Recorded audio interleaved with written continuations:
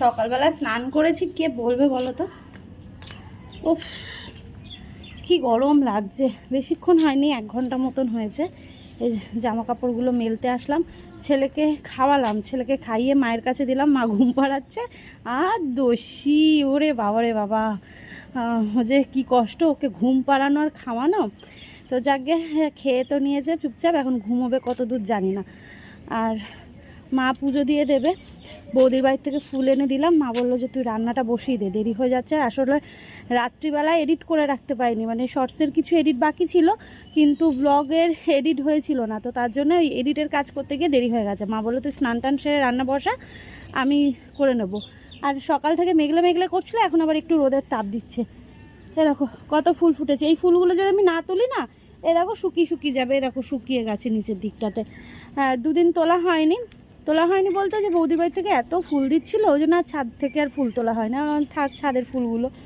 আর আমাদের যে থোকা নীলকণ্ঠ গাছ, ওটাতেও ফুল ফুটেছে। এই দেখো, চল জামাগুলো আগে মেলে দিই, এইগুলো তুলেও নিয়ে যাব, কারণ যার মানে তাপ, সকালবেলা রোদের মানে রোদটা সেরকম ওঠেনি, কিন্তু তাপ আছে।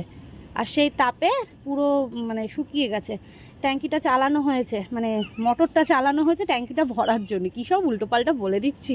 Hello everyone, good morning. আশা করছি ভালো আছো। নতুন একটা ব্লগে তোমাদের সবাইকে অনেক স্বাগত জানাচ্ছি। দিন শুরু করে ফেলেছি, আজ সোমবার, সঙ্গে থাকো। হিসাব করে দেখলাম বাড়ির যা কাজ হয়েছে মোটামুটি 1.5 লাখ বেশি বেরিয়ে গেছে। আর এখনও যা বাকি রয়েছে সেখানেও 1.5 লাখ টাকা লাগবে। এখনও বাড়ির কিছুটা কাজ বাকি রয়েছে, সেই কিছুটা কাজটাও কিন্তু সামান্য না, অনেকটা। এখনও ছাদ ঘিরতে হবে, রেলিং লাগাতে হবে, তার সাথে আরও 2টো সাইড রয়েছে প্লাস্টার করা, সাথে রয়েছে রং করা, আর ফার্নিচার তো আছেই। ঘর যত সাজাবে, ঘরকে যত অলংকার দেবে, ততই কিন্তু সুন্দর লাগবে।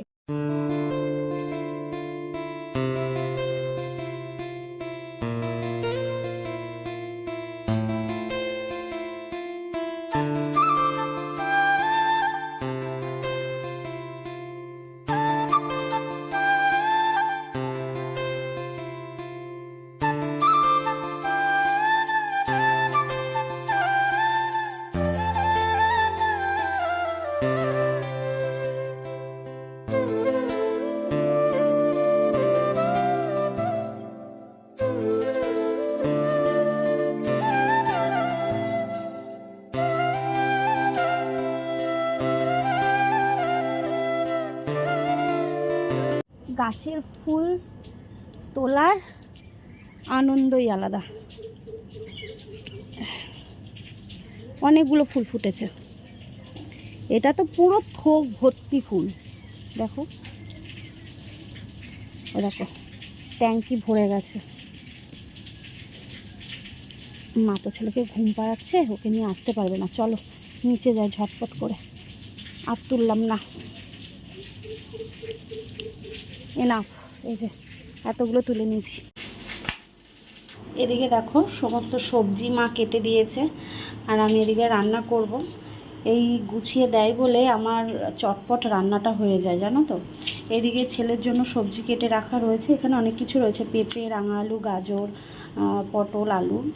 আর এখানে সমস্ত সবজি দিয়ে হবে। এই যে এই ডাঁটা 2 দিন আগে নিলাম, যে 2 দিন কি গতকালকে নিয়েছিলাম, তো এই ডাঁটার চচ্চড়ি করা হবে আজকে। আর এখানে পটল আর আলু কেটে দিয়েছে মা। এই পটল আর আলু দিয়ে হবে চিংড়ি মাছের, মানে চিংড়ি মাছ দিয়ে পটল আলুর তরকারি হবে অ্যাকচুয়ালি। তো এই যে সমস্ত কিছু গুছিয়ে ধুয়ে দিয়েছে। এতটা করে দেয় বলে আমার অনেকটা হেল্প হয়, মানে আমি এই ভিডিওর কাজগুলো করতে পারি। আর এদিকে ভাত বসিয়ে দিয়েছি, এখানে তেল বসিয়েছি, এখানে চিংড়ি মাছ কটা রয়েছে, এই চিংড়ি মাছ কটা দিয়েই করব। আর ফ্রিজে তেমন কিছু নেই, শুধু মাটন রয়েছে আর একটু চর্বি রয়েছে। ভাবছি আজকে চর্বি দিয়ে ঘুগনি করব। মটরটা ভেজানো হয়নি, ভিজিয়ে দিতে হবে।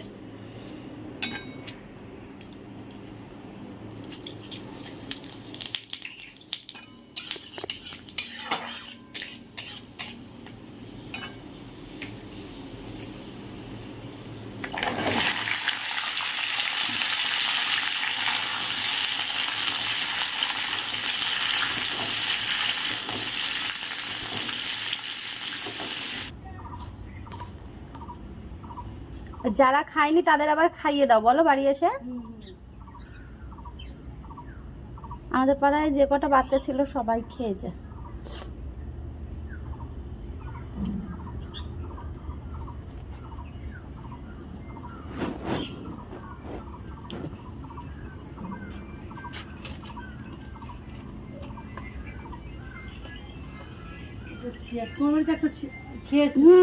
কালকে গেলাম যে খেয়েছে না, যখন আসবে তখন পেয়ে যাবা। এই গরমে বাড়ি বাড়ি ঘুরে কাজ করছে, তাই ভাবলাম একটু লস্যি বানিয়ে দিই। দিদি ভাইরা চলে গেল, আর এদিকে আমার জন্য নিয়ে নিলাম একটু আমমুড়ি। মা রুটি খেয়েছে আর আমি খেয়ে নিচ্ছি একটু আমমুড়ি, আর ওনাদেরকে বানিয়ে দিলাম একটু লস্যি। এই গরমের মধ্যে লস্যি খেলে শরীরটা ঠান্ডাও থাকে, যেহেতু বাইরে বাইরে কাজ করছে। এদিকে পটল আলু ভাজা বসিয়েছি, ভাত হয়ে গেছে, আর এই তরকারিটা হয়ে আসার দিকে এবার নামাবো। তার আগে কি দেবো জানো তো? এই যে আমার স্পেশাল ভাজা মশলা, ভীষণ স্বাদ লাগে এই নিরামিষ তরকারিগুলোতে। এবার একটু মিশিয়ে নামিয়ে নেব।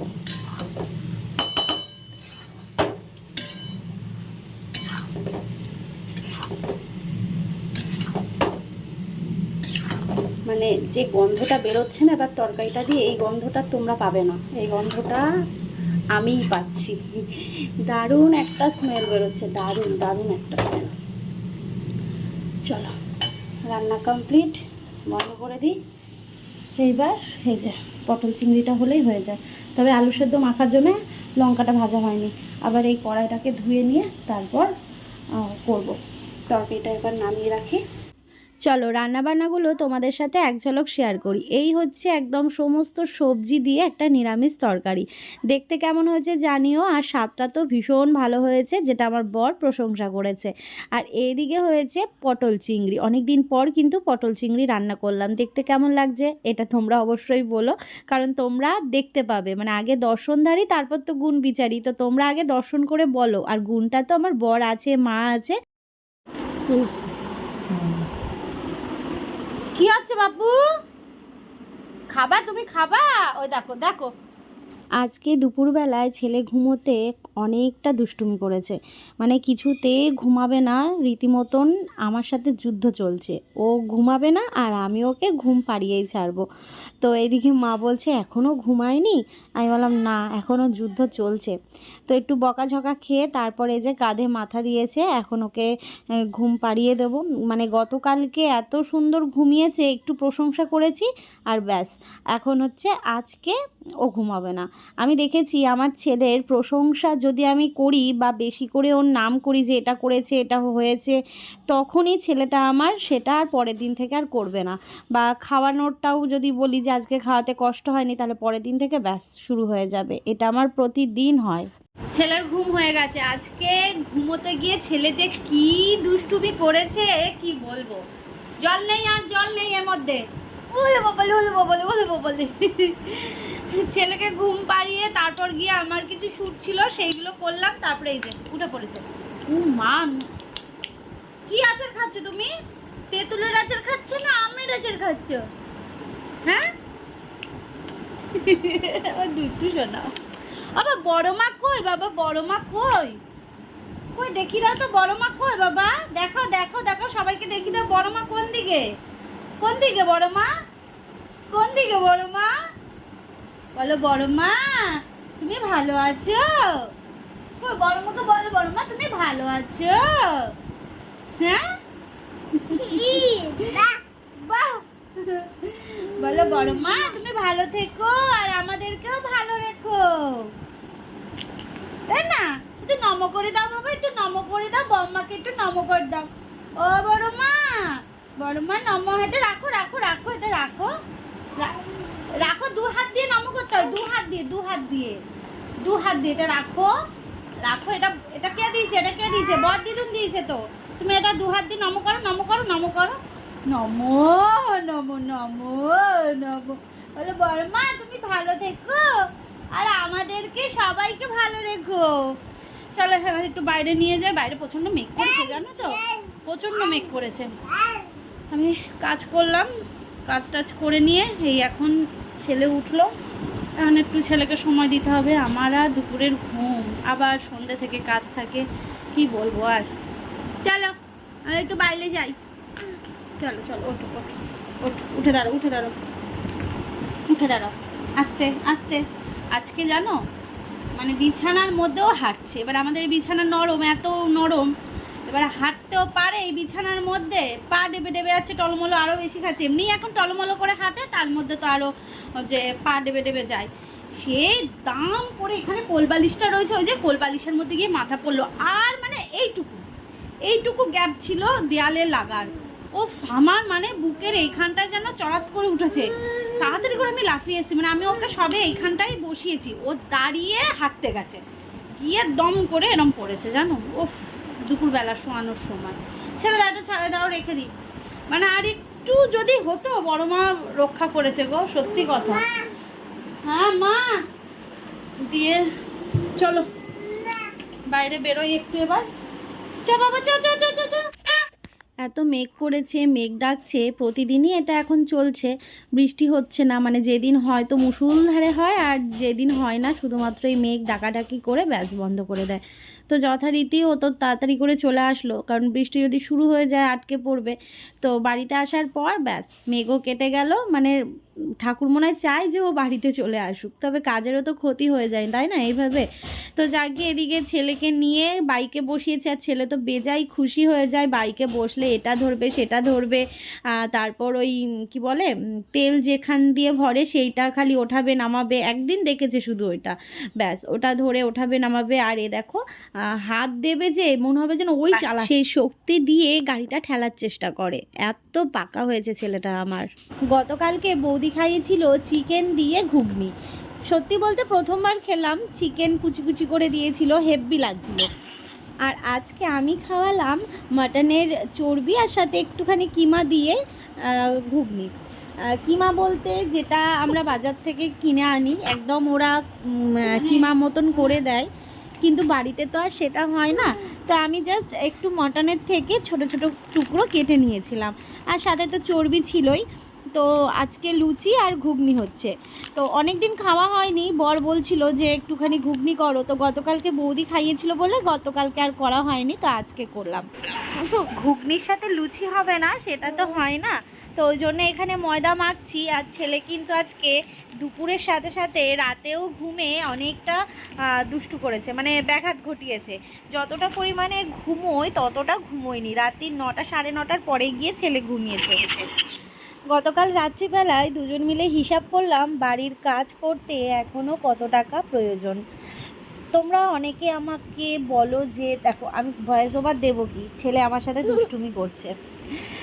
তোমরা অনেকে আমাকে বলো যে রিয়াঙ্কা এটা করে নাও সেটা করে নাও, তারপর ইনভার্টার লাগিয়ে নাও, রেলিং লাগিয়ে নাও, তারপর প্লাস্টারটা করে নাও, অনেক কিছু বলো। আমি জানি তোমরা আমাদের ভালো চাও, এমনকি পাশের রুমে খাট কিনে নাও, সমস্তটাই ওই যে বললাম সময় সাপেক্ষ, তাই না? হট করে বললাম আর হয়ে গেল তা তো নয়। এখন আমাদের যেহেতু আগের থেকে অনেক খরচ বেড়েছে, সোনা পাপা রয়েছে, ওর জন্য আমাকে আগে টাকা গুছিয়ে রাখতে হয়, তো সেই ক্ষেত্রে এখনই সম্ভব নয় সব কিছু করা। তো আস্তে আস্তে সমস্তটাই তোমরা দেখতে পাবে, তো একটু সময় দাও।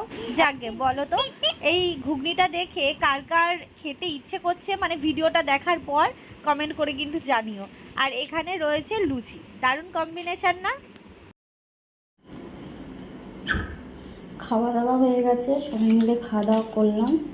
ছেলে আজকে অনেক দুষ্টুমি করেছে ঘুমানোর জন্য, দুপুরেও তাই আর এই বেলাও তাই, রাত্রিবেলাতেও তাই। যাই হোক, খাওয়ার পর মনে হচ্ছে যেন কী খাই কিছু কিছু যেন মুখের মধ্যে রাখতে ইচ্ছে করছে। তারপর মনে পড়লো এই যে ফ্রিজের মধ্যে হজমলাই এনে রেখে দিয়েছি, তো এটা এখন খাবো। খেয়ে নিয়ে এডিটের কাজ রয়েছে, অনেক কাজ রয়েছে, এখনও ঘুমোতে প্রায় 1-1.5 ঘন্টা, তো তারপর ঘুমাবো। আর আমার মতন কারা আছে বলো তো, খাওয়া দাওয়া করার পর মুখের একটু স্বাদটাকে চেঞ্জ করার জন্য এরকম কিছু চাই তোমাদের, কিছু লাগবে, হয় এটা, নাহলে একটু চানাচুর মুখে দেবো, নাহলে একটু বাদাম ভাজা মুখে দেবো, এরকম একটা ব্যাপার। যাকে চলো আজকের ব্লগটা তাহলে এখানে শেষ করছি। নতুন একটা ব্লগ নিয়ে আগামীকাল মঙ্গলবার সকাল সকাল চলে আসছি। কেমন? ভালো থেকো সবাই, সুস্থ থেকো, সাবধানে থেকো, আর হ্যাঁ আমাদের পাশে থেকো। চলো টাটা, শুভরাত্রি।